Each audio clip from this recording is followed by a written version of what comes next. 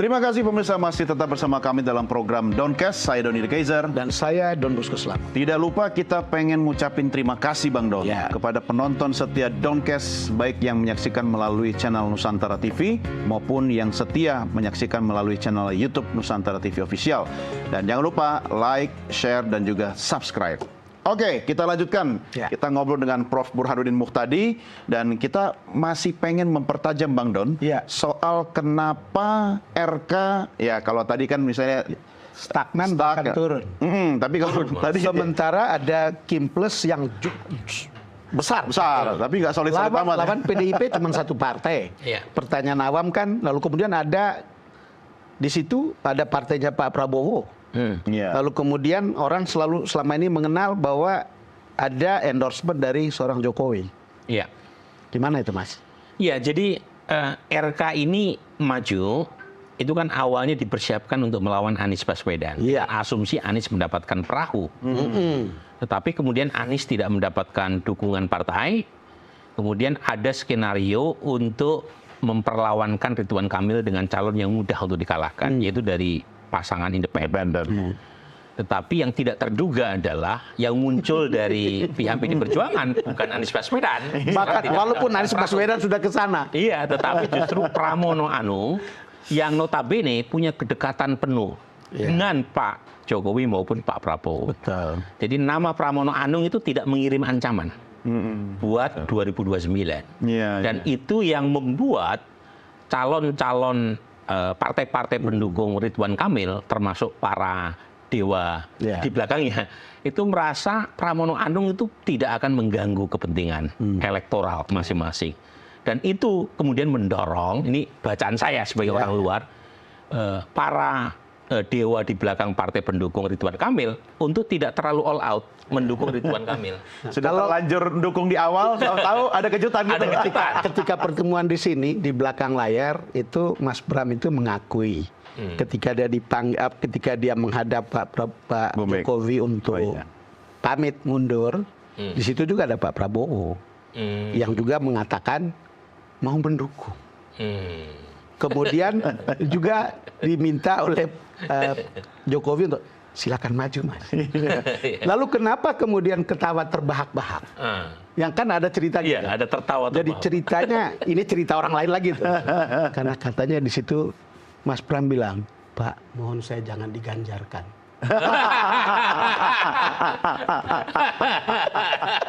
Itu ketawanya. Ini cerita orang ini ya, yang dekat gitu dengan peristiwa itu. Nah, poin saya adalah soal value dari sebuah endorsement dari dua tokoh yang kita anggap itu sebetulnya besar. Tadi kan Mas Burhan menjelaskan bahwa sekarang ini value itu mungkin tidak seberapa penting untuk DKI ya. Iya, jadi value itu kan tergantung siapa calon yang diusung. Yang kedua, seberapa besar popularitas dari endorser tadi. Nah, pertama kalau kita lihat perbedaan Jakarta dengan Pilpres 2024, jelas beda. Pertama, Mas Pram bukan Mas Ganjar. Mas Pram dekat sekali dengan Pak Jokowi 9 tahun terakhir. Kemudian dekat juga dengan Pak Prabowo 5 tahun terakhir setelah mereka duduk dalam satu kabinet. Yang kedua, jangan lupa Pilpres 2024 selain Pak Prabowo itu ada anaknya Pak Jokowi. Darah lebih kental daripada air. Jadi semua pendukung Jokowi yang awalnya di belakang Mas Ganjar, ketika Prabowo meminang Gibran, ya itu bagaimanapun anak langsung Pak Jokowi. Jadi meskipun asosiasi Pak Jokowi dengan Mas Ganjar begitu banyak, tapi ketika anaknya yang maju, ya pindah. Kalah sama darah. Di 2024 Pilkada, itu kan baik di Ridwan Kamil Suswono maupun Pramono dengan Rano Karno, tidak ada relasi. Mungkin beda kalau ada Kaisang di misalnya Kaisang atau Bobi gitu. Atau Bobi misalnya. Kan lain gitu. Ini saya bicara belak-belakan aja. Ada hubungannya mereka satu grup WA. Artinya Kim Plus itu dua kaki dong. Yang kedua ini sekaligus menjawab pertanyaan Doni ini ya. Don Doni yang Yang kedua, dari nama-nama yang muncul di kertas suara di Pilkada Jakarta, siapa yang potensial menjadi potential presidential candidate 2029. Nah, di antara nama-nama itu yang potensial adalah Ridwan Kamil. Potensial maju atau ambisi untuk maju? Ya, potensial untuk punya popularitas setelah ya misalnya sukses sebagai gubernur di Jakarta. Artinya itu ancaman. Ya itu kan bisa diartikan dari kompetitor dari 3 calon di 2024, 2 diantaranya adalah kepala daerah, Anies dan Ganjar. Jadi kalau misalnya terpilih sebagai gubernur di DKI Jakarta, coba cek antara Pramono dengan Ridwan Kamil, mana yang secara elektoral itu punya daya ungkit untuk melebar, bukan hanya di Jakarta. Ridwan Kamil. Karena nama Ridwan Kamil sudah muncul sebagai capres keempat di 2024. Capres. Ya, tapi sebentar, ya, Prof, Bang, ini sedikit soal teori ya.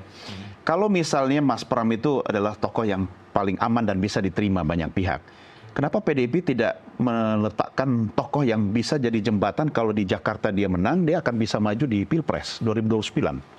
Nah itu kan yang awalnya muncul di lingkaran Ibu Mega. Ada aspirasi Andika yang akan dicakupkan di Jakarta. Biar nanti bisa dicapreskan. Jangan lupa, gitu. Pramono Anung kan awalnya tidak bersedia. Betul. Ya kan, sebagai cagup. Betul. Dia berharap Andika yang ditaruh di bahkan Jakarta. diminta Basuki. Betul ya.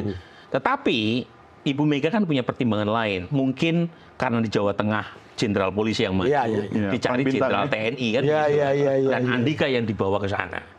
Nah, tetapi lagi-lagi, saya kira pertimbangan untuk menyodorkan Pramono Anung itu juga dengan perhitungan yang matang, karena dia tahu Pramono Anung tidak mendapatkan resistensi dari Pak Jokowi atau Pak Prabowo, itu bisa menjadi kekuatan. Tetapi mungkin tidak cukup secara elektoral, makanya perlu didampingkan dengan Rano Karno kan begitu. Dan sejauh ini it works. Kalau lihat dari data SMRC, Kompas, LSI, duo LSI ya, duo Don, ada duo LSI. Jadi apapun partainya sebenarnya yang menang adalah Mega, Prabowo, Jokowi. Kalau Mas Pram. Betul. Kalau Pramono menang, itu everybody happy. Ya. Dan itu terus terang saya pada posisi di mana saya turut bersimpati sama Ridwan Kamil. Karena ketika Ridwan Kamil maju di Jakarta, dia meninggalkan popularitas Jawa Barat. tertinggi di Jawa Barat. Padahal di sana tinggal tutup mata jadi ya.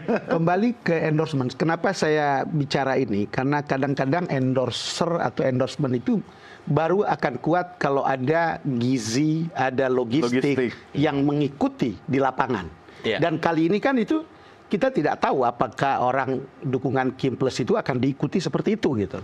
Kalau ya sejauh ini saya tidak melihat Kim Plus dan para aktor politik di belakangnya itu all out mendukung Ridwan Kamil. Saya tidak melihat itu. Mungkin saya salah karena saya melihatnya dari luar. Tetapi setidaknya kalau kita sebagai orang luar melihatnya kan berbeda antara endorsement Pak Prabowo dengan Lutfi, calon gubernur dari Jawa Tengah, dengan Ridwan Kamil. Betul. Dalam konteks Lutfi, Pak Prabowo memberikan statement langsung kanan kiri Pak Lutfi, kirinya adalah Pak Gus Yassin. Pak Prabowo-nya ngomong dengan bahasa low konteks kalau istilah komunikasinya, dengan bahasa tanpa tedeng haling-haling. Dukunglah Lutfi karena Lutfi adalah orang saya. Dukunglah Gus Yassin karena ayahnya adalah guru saya.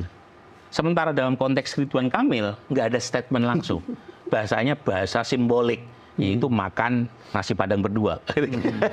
Nah ini kan berbeda. Tergantung penonton menafsirkannya.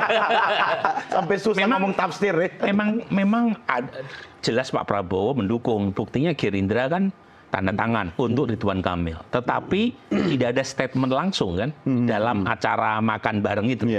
Nah, apakah nanti akan keluar statement langsung dari Pak Prabowo? Saya tidak tahu. Tetapi minimal per hari ini kita tidak melihat satu political endorsement yang kuat, baik dari Pak Prabowo atau Pak Jokowi kepada Ridwan Kamil. Sesuatu yang kita tidak lihat dalam kasus di Jawa Tengah. Di Jawa Tengah apalagi dalam bentuk operasional di lapangan dengan logistik tadi. Kenapa saya nanyakan ini, Mas? Karena kan ini yang kan kita melihat Pilpres yang kemarin.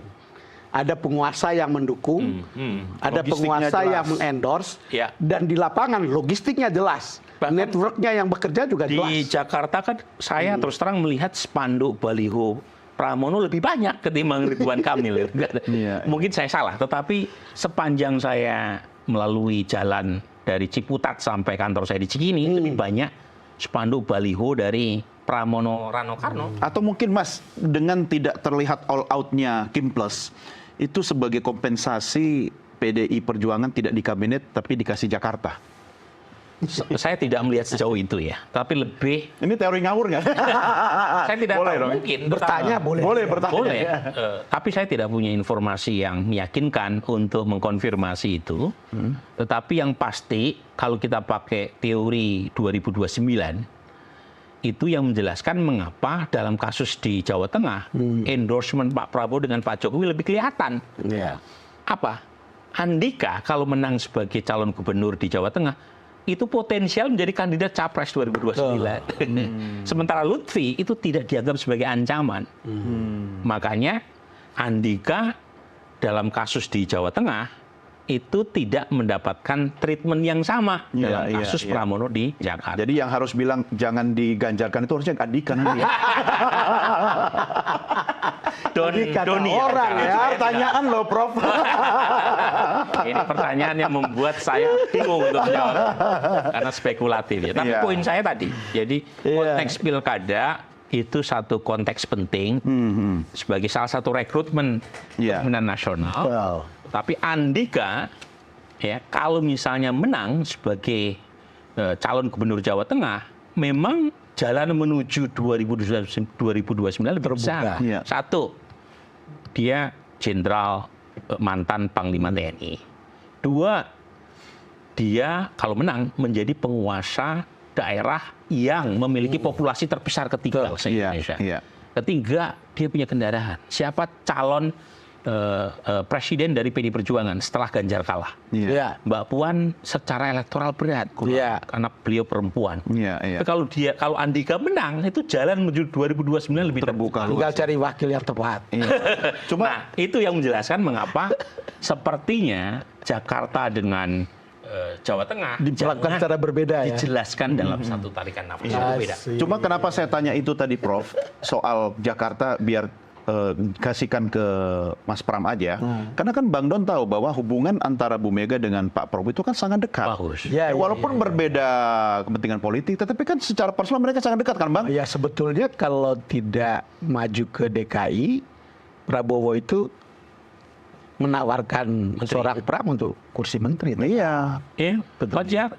Jadi memang Pak Prabowo dengan Ibu Mega tidak ada masalah sama sekali. Yang masalah kan Pak Jokowi dengan Ibu Mega. jadi Pak Prabowo sekarang kartunya banyak karena dia bisa main. Nah itu yang membuat Pak Prabowo lebih leluasa untuk memainkan bidak caturnya ya. Dan sejauh ini sih cukup berhasil. Dia menjaga hubungan baik dengan Pak Jokowi. Karena kebetulan banyak kepentingan yang sama, tetapi juga tidak mau dianggap sebagai orangnya Jokowi. Setelah ketemu Pak Jokowi dia nemuin Pak SBY. Jangan-jangan setelah ketemu Pak SBY nemuin Ibu Mega. Itulah bedanya saya dengan Pak Prabowo karena saya tidak punya keleluasan mengatur durasi. Jadi kita rehat sejenak, Donkes segera kembali sesaat lagi.